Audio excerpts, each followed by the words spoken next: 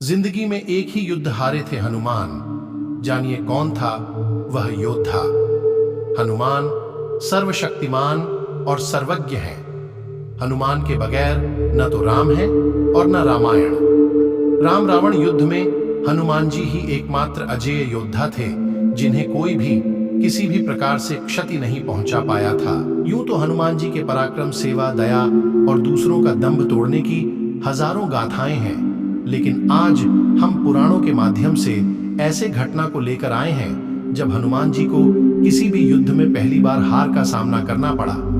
इतना ही नहीं, इस युद्ध में हनुमान जी को हराने वाला कोई और नहीं, एक राम भक्त ही था।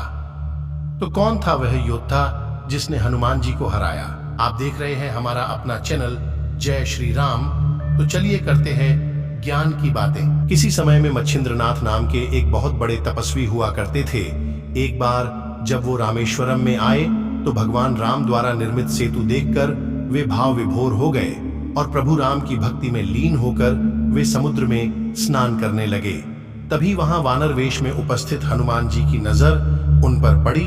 वो जानते थे कि मच्छिंद्रनाथ जी कितने बड़े तपस्वी हैं, फिर भी उन्होंने मच्छिंद्रनाथ जी के शक्ति की परीक्षा लेनी चाहिए। इसलिए हनुमान जी ने अपनी लीला आरंभ की, जिससे वहां जोरों की बारिश होने लगी। ऐसे में बानर रूपी हनुमान जी उस बारिश से बचने के लिए एक पहाड़ पर वार कर गुफा बनाने की कोशिश का स्वांग करने लगे। दरअसल उनका उद्देश्य था कि मच्छिंद्रनाथ का ध्यान टूटे और उन पर नजर पड़े, और वहीं हुआ। मच्छिंद्रनाथ ने तुरंत सामने पत्थर को तोड़ने की चेष्टा करते हुए उस वानर से कहा, हे वानर, तुम क्यों ऐसी मूर्खता कर रहे हो?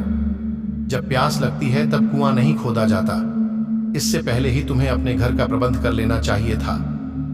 ये सुनते ही वानर रूपी हनुमान जी ने मच्छिंद्रनाथ से पूछा, आप कौन हैं? जिस पर मच्छिंद्रनाथ ने स्वयं का परिचय दिया, मैं एक सिद्ध योगी हूं और मुझे मंत्र शक्ति प्राप्त है। जिस पर हनुमान जी ने मच्छिंद्रनाथ की शक्ति की परीक्षा लेने के उद्देश्य से कहा, वैसे तो प्रभु श्री राम और महाबली हनुमान से श्रेष्ठ योद्धा इस संसार में कोई नहीं है, पर कुछ समय उनकी सेवा करने के कारण उन्होंने प्रसन्न होकर अपनी शक्ति का कुछ प्रतिशत हिस्सा मुझे भी दिया है।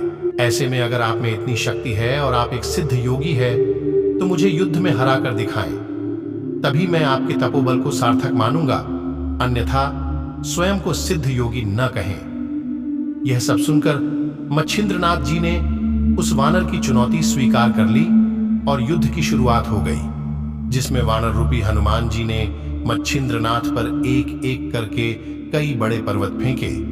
पर इन पर्वतों को अपनी तरफ आते देख मच्छिंद्रनाथ ने अपनी मंत्र शक्ति का प्रयोग किया और उन सभी पर्वतों को हवा में स्थिर कर उन्हें उनके मूल स्थान पर वापस भेज दिया।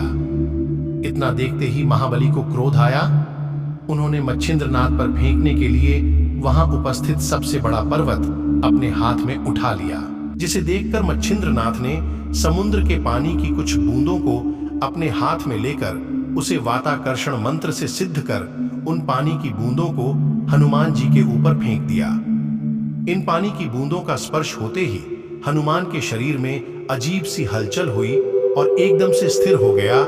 साथ ही उस मंत्र की शक्ति से कुछ क्षणों के लिए हनुमान जी की शक्ति छिन्न गई और ऐसे में वे उस पर्वत का भार न उठा पाने के कारण तड़पने लगे।